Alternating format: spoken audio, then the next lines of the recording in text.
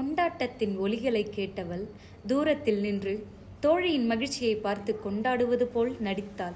ஆனால் உள்ளே ஏக்கத்துடன் கண்ணீர் ஒரு மௌன பிரார்த்தனையை முணுமுணுத்தது. எப்போது வரும் தாய்மை எனும் வசந்தம் இவளது வாழ்விலும்?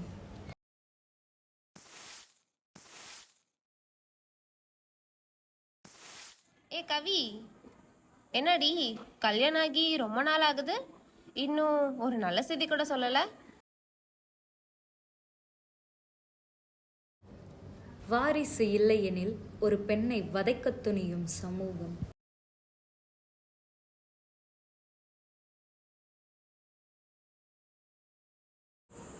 நான் அப்பவே சொன்னேன்ல அவ வேணான்னு. அவ உடம்ப பாரு, குழந்தை பெத்துக்கிற மாதிரியா இருக்கு. நாட்காட்டியை சரிபார்ப்பது, மாதவிடாய் சுழற்சியை கண்காணிப்பது, ஆழ்கடலாய் அதிசயத்திற்கு நம்பிக்கை வைப்பது, இவைகளே ஒவ்வொரு மாதமும் அவளுக்கு வழக்கமாகிவிட்டது. அவள் வீட்டு நாட்காட்டி அவளுக்கு எதிரியாகிவிட்டது. 1000 கத்திகளாய் குத்தி கிழிக்கும் அவள் கவலைகள் அவளையே வெறுக்க வைக்கிறது. எனக்கு மட்டும் ஏன் இப்படி? இதெல்லாம் என் தவறா? இந்த கேள்விகள் எல்லாம் அவள் இதயத்தை கணக்கிறது. ஒவ்வொரு நொடியும் ஒரு யுகமாய் கழிகிறது. ஒவ்வொரு நாட்களும் கடக்க அவள் உலகம் சுருங்கியது. அவள் உடல் குழந்தை பெறுவதற்கு ஏற்றதல்ல. அவளுக்கு வயதாகிவிட்டது. இப்படி கொடூர மந்திரங்களும் விஷ பாய்ச்சல்களும் அவள் மனதில் எதிரொலிக்கையில் ஆறுதல் கண்டாள்.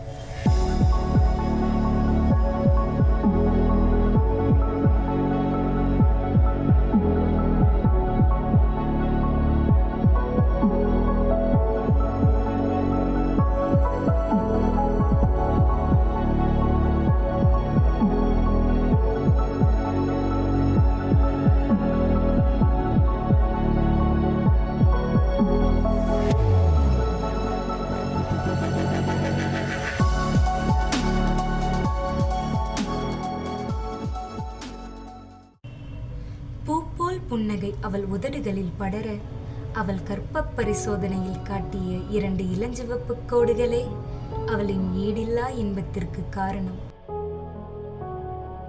ஏங்க, உங்ககிட்ட ஒன்று சொல்லணும். நல்ல விஷயந்தான். நான் இன்னும் தலை கூத்திக்கல. 28 நாள் தள்ளி போயிடுச்சு. நிஜமாவ சொல்கிறேன்? நான் அப்பாவை போகிறேண்ணா. நான் அப்பாவை போகிறேன். என்னாச்சு? ஏன்டா கத்துற? மா, நீ பாட்டியாக போகிறீங்க. நிஜமாவா சொல்ற? நான் பாட்டியாக போறேனா?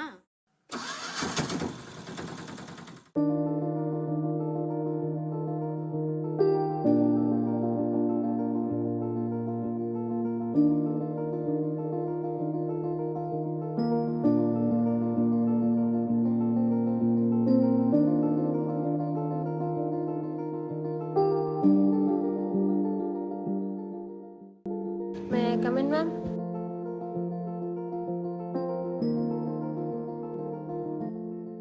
உங்கள் பேர் என்ன? கவி மேம். வயசு? 29 மேம். என்ன ப்ராப்ளம்காக வந்திருக்குங்க? மேம், ப்ரெக்னென்சி டெஸ்ட் பண்ணுறதுக்கு வந்துருக்கேன் மேம். சாரி, அன்ஃபார்ச்சுனேட்லி உங்களுக்கு நெகட்டிவ் வந்திருக்கு. பாசிட்டிவ் காமிச்சிச்சு மேம். அது 100% உறுதியாக சொல்ல முடியாது. சில சமயம் அந்த கார்டும் தப்பாக காமிக்கும். கவியா நீங்கள்? ஆமாம் மேம். ஃபார்மசி போய் டேப்லெட் வாங்கிக்கோங்க. ஃபார்மசி ஸ்ட்ரைட்டாக போய் ரைட்டில். இதெல்லாம் ஏதாவது பிரச்சனையா சிஸ்டர்? அதெல்லாம் ஒன்றும் இல்லை. எதுக்கும் பயப்படாமல் இருங்க. ரெகுலராக எக்ஸசைஸ் பண்ணுங்கள். நல்லா ஹெல்த்தி டயட்டாக எடுத்துக்கோங்க. நல்லா தூங்குங்க. கவலைப்படாமல் இருங்க. சரியா? சரியாயிரும்.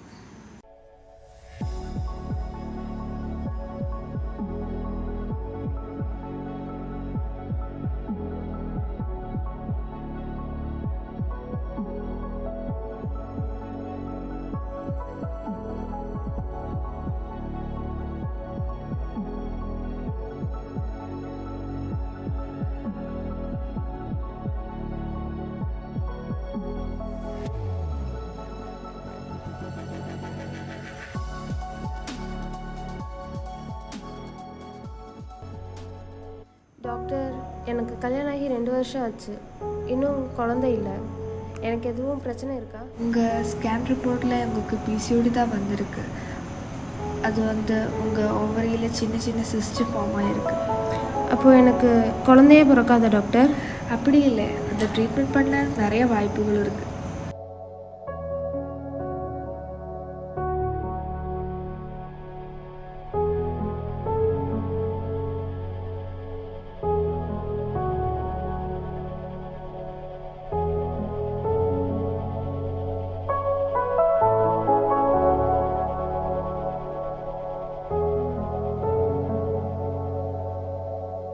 என்ன இப்படி இருக்கா? ஒரு வேலையும் செய்யாம சாப்பிட்டு சாப்பிட்டு தூங்கிட்டு இருந்தா எல்லாம் தான் வரும். நல்லா குனிஞ்சு நிமிர்ந்து வேலை செஞ்சா தானே.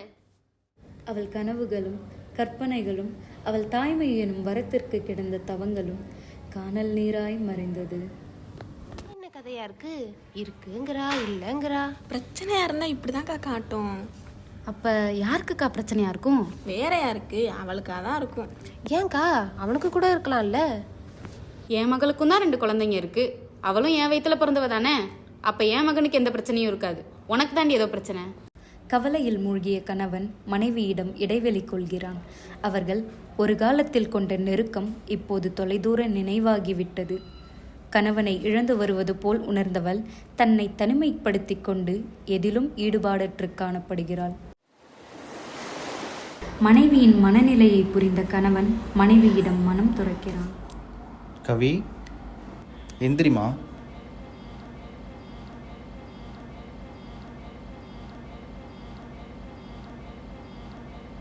இங்கே பாருமா, நான் உன்னை விட்டு தள்ளி இருக்கேன்னு நினைக்காத. நான் எப்போதுமே உன் கூட தான் இருக்கேன். என்னால் தானே நீ இவ்வளோ கஷ்டப்படுற. என்னால் உன்னை இப்படி பார்க்க முடியல. உன்னோட ஸ்ட்ரென்த்து தான் என்னோட ஸ்ட்ரென்த்தும். நீ தைரியமாக இரு. தன் உடலை நம்புகிறாள். தன் ஆரோக்கியத்தில் கவனம் செலுத்துகிறாள். சரியான உணவு பழக்க வழக்கங்களை கடைபிடிக்கிறாள். உடற்பயிற்சிகள் செய்கிறாள். தன் பெண்மையை முழுமையாக நம்பியவள் இப்போது வலிமையாக உணருகிறாள்.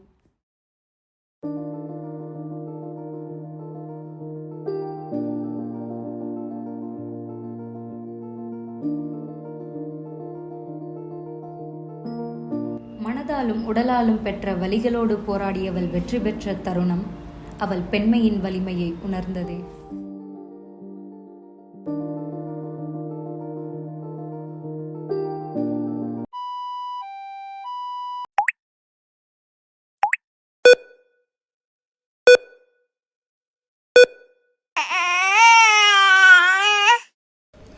பெண்மை என்பது கருத்தரிப்பை குறிப்பது மட்டுமல்ல.